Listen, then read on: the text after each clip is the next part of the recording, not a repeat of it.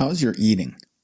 Do you eat as clean as you'd prefer or find yourself indulging more often than you'd like?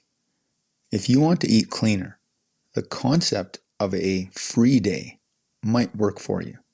Let's explore the merits and potential pitfalls of having a free day and its impact on long-term habit formation.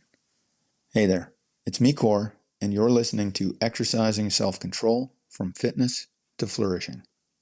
In a past episode, I was talking about the time I did a mail-in fitness competition put on by Bill Phillips.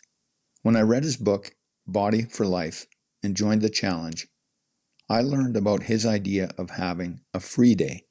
A free day in this context is essentially where you eat clean 6 days of the week, and then on one of those days, you can eat whatever you like, within reason. There are pros and cons to this, and you're going to get my perspective.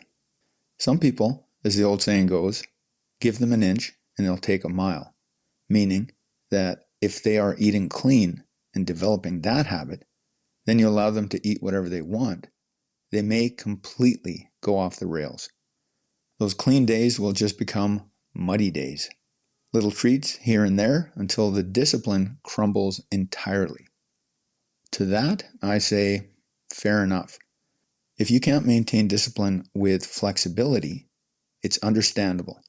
You need to do what works for you. The way I look at it is from the perspective of virtuous self-control. No surprise there. This is the most important skill to develop for a good life. If you don't have the discipline to enjoy a day of dietary indulgence without losing your healthy eating habits the rest of the week, then you'll be in some dire straits when life throws you curveballs. For example, a friend has a birthday party for their child and invites you over. There's cake, but it's not your free day. Can you have a piece without losing all semblance of restraint? Or you go out for dinner with friends and everyone is offering you pizza. If it's not your free day, do you have the resilience to say, no thank you? The breakthrough moment is when you realize that true strength comes from being able to navigate these situations regardless of whether it's your designated day or not. Using a free day is a good way to work on and develop your virtuous self-control. Think about those reality TV shows where people who are extremely overweight get coaching and help with their nutrition. Most regain the weight within 3 to 5 years. It's expected to lose weight in controlled environments. The choices, schedules, and exercise is all set up for the participants. They're not truly making their own choices. Someone else is. When they go back into the real world, back to their regular lives, they need to continue making those same choices. But they didn't make those choices in the first place. They didn't exercise self-control. Instead, they were directed by the environment and the circumstances. Here's the key. If you want to develop the strength and self-control to live the life you want, it's not simply a matter of changing your environment or having it changed for you. You need to develop the resilience and mental strength to make your own choices regardless of the circumstances. Then it doesn't matter what happens. When you make a mistake or have a weak moment, it won't derail you completely. You can get back on the path quickly without beating yourself up about it. If you're considering this approach, using a free day, here are some ideas to make it work. Start gradually.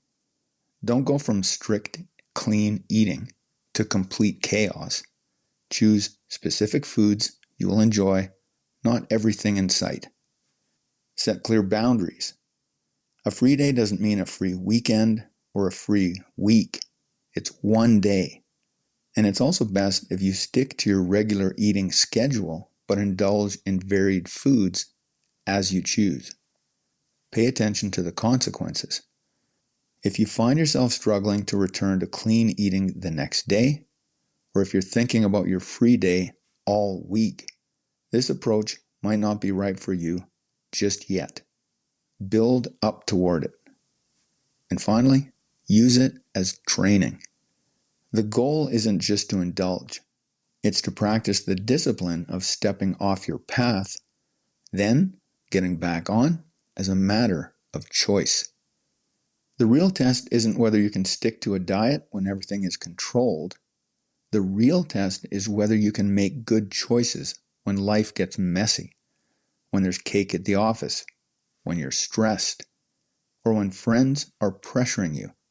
That's when you find out if you've developed genuine self-control or just environmental dependence. So I personally think a free day is a great idea. You train yourself to become self-controlled with the ability to choose what you're doing, why you're doing it, and doing it consistently, whatever the circumstances. It's not as difficult to follow rules when someone else sets your environment. It's much more challenging to set your own rules and follow them when no one else is watching. But that extra challenge is worth all the effort. That's it for today. Catch you next time.